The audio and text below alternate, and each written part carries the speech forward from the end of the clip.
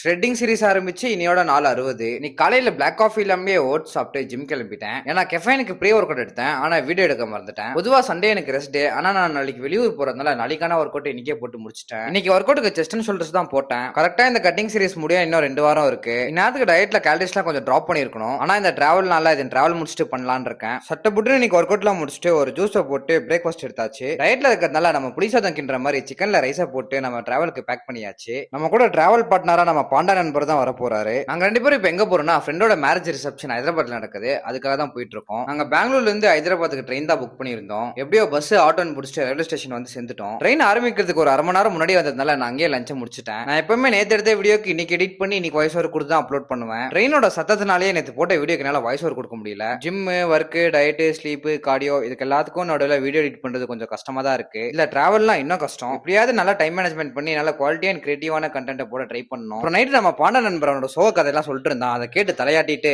நைட்டுக்கு எடுத்துட்டு அந்த புளி சாதத்தை சாப்பிட்டு இன்னைக்கான டே முடிச்சாச்சு கைஸ்.